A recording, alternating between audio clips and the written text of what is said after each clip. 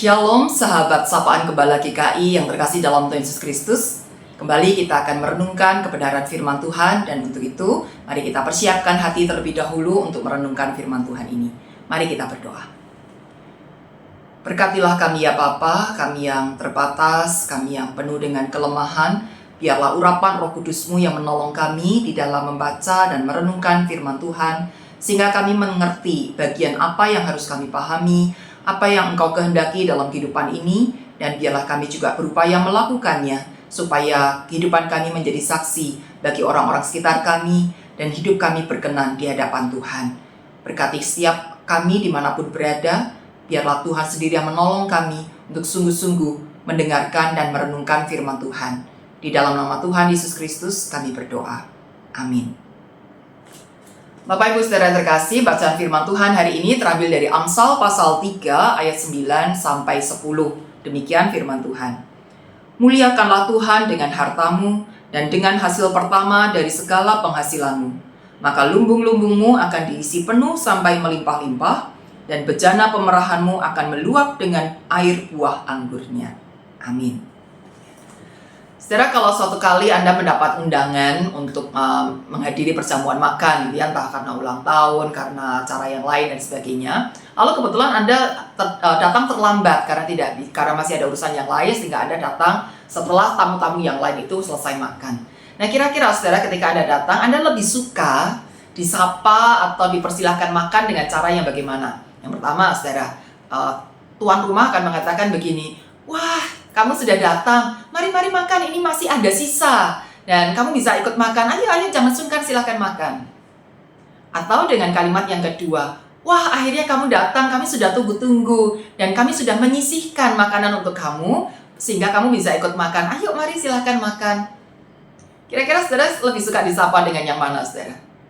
Ya, tentu saja dengan kalimat yang kedua, bahwa makanan itu sudah disisihkan terlebih dahulu untuk kita, dan dengan demikian memang kita diharapkan untuk datang, kita diingat bahwa kita ini memang akan datang gitu ya. Kita sudah konfirmasi kalau terlambat tapi pasti datang. Maka karena kita diingat, kita dihargai, maka makanan itu disisihkan terlebih dahulu, dan itu khusus untuk kita, bukan karena sisa. Karena kalau bicara sisa, biasanya gambling ya saudara, kadang bisa sisa, kadang tidak. Kalau tidak ada sisa berarti kita tidak ikut makan. Atau apakah sisa itu masih bersih, atau maaf karena sudah koretan-koretan gitu ya yang dikumpulkan, sehingga akhirnya itu menjadi bagian untuk kita. Nah, Bapak Ibu Saudara, secara manusia saja kita pasti lebih suka dihargai, dispesialkan, diutamakan dengan diberikan sesuatu yang sudah disisihkan terlebih dahulu. Nah, bagaimana kira-kira dengan Tuhan? Tidakkah Ia lebih lagi menghendaki bahwa umat manusia mengkhususkan sesuatu untuknya? Dan ketika kita bicara soal persembahan, soal pemberian diri bagi Tuhan, apakah kita selama ini memberikan yang sisa atau memberikan dari yang disisihkan? Bagian firman Tuhan hari ini mengatakan, muliakanlah Tuhan dengan hasil pertama dari lumbungmu. Jadi saudara, ketika kita bicara hasil pertama, bukan kemudian berarti harus semua gaji pertama kita dipersembahkan ya. Ada teologi yang mengatakan demikian. Pokoknya kalau kita terima gaji pertama, semuanya harus diberikan. Tentu saja Tuhan juga mengerti ya batas kemampuan kita. Tapi yang mau dikatakan dari pertama ini adalah bagaimana kita menyisihkan terlebih dahulu. Banyak orang bertanya, kalau memberi persembahan itu dihitungnya dari mana sih? Dari pendapatan bersih atau pendapatan kotor? Nah, kalau sudah dihitung seperti itu, lalu berapa persennya tuh dari pendapatan yang kita sudah tentukan tadi?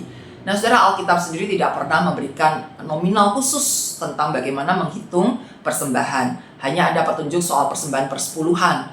Tapi tentu itu juga ada konteksnya secara khusus pada masa perjanjian lama. Dan itu pun juga tidak diberitahukan dihitung dari pendapatan bersih atau kotor gitu ya. Nah, tapi karena memang firman Tuhan tidak hendak mengajarkan soal hitung-hitungan angka, saudara. Persembahan justru harusnya melampaui hitungan angka itu. Bukan karena kita sudah berhitung pengeluaran kita bulan ini seberapa, lalu sisanya berapa yang bisa kita berikan sebagai persembahan. Tapi bicara lebih dahulu seberapa besar kerinduan kita untuk memberi persembahan kepada Tuhan. Kalau memang kita rindu memberikan 10.000, ya sisihkan terlebih dahulu 10.000 itu.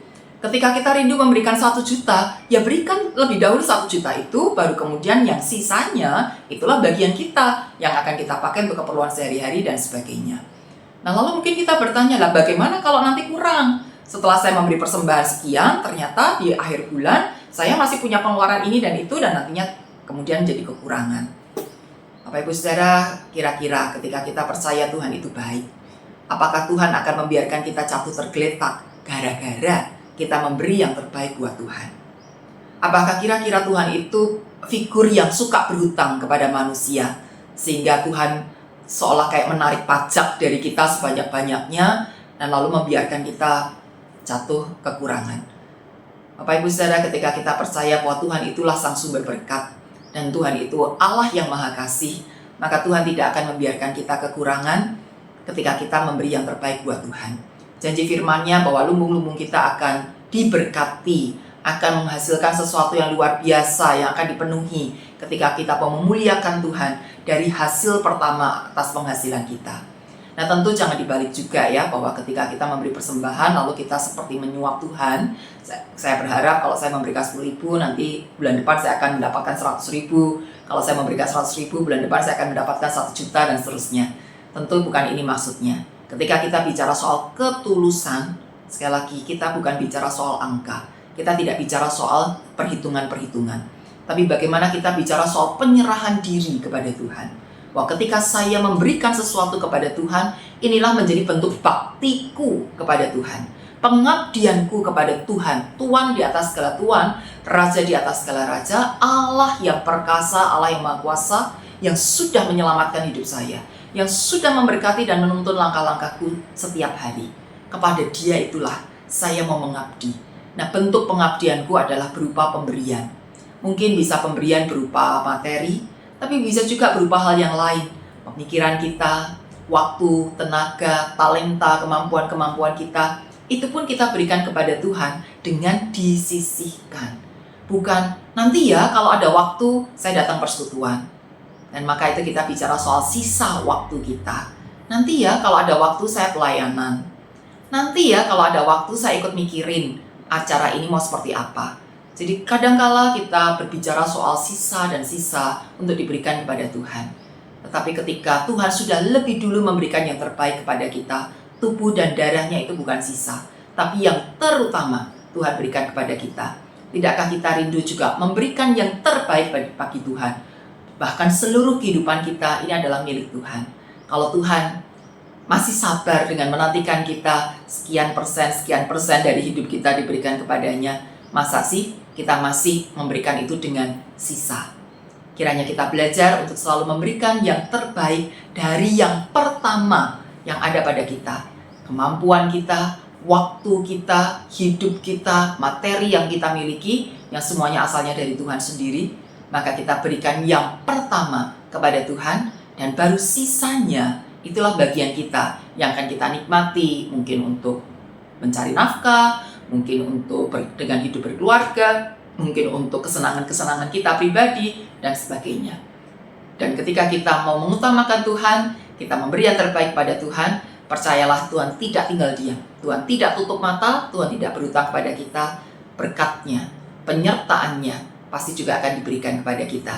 Mungkin berkat kesehatan, berkat pertemanan, persahabatan yang indah, berkat kebahagiaan dalam rumah tangga, mungkin berkat kemampuan-kemampuan yang ditambah-tambahkan oleh Tuhan, dan masih ada banyak bentuk berkat lain yang Tuhan sedang berikan kepada kita.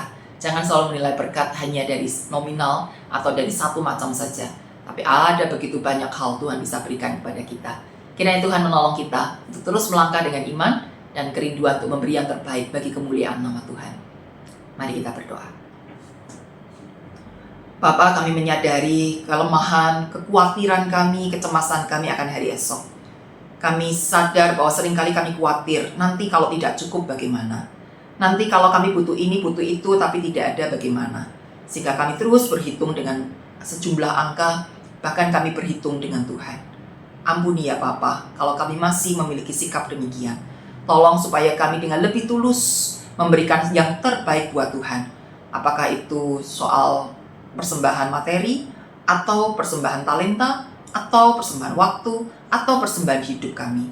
Biarlah kami bisa menyerahkan semuanya dengan tulus ikhlas sebagai tindakan iman bahwa kami sedang mengabdikan diri kepada Tuhan dan percaya Engkau selalu menggenggam erat tangan kami dan tidak pernah meninggalkan kami.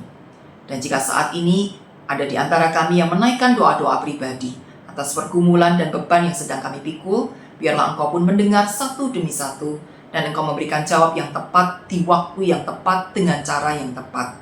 Biarlah anugerah-Mu yang terus tercurah atas kami, kasih dan kuasa-Mu yang dipermuliakan dalam kehidupan kami, sehingga melalui apa yang kami imani, melalui apa yang kami terima dari Tuhan, semuanya itu bisa mempersaksikan betapa luar biasanya Tuhan yang kami sembah.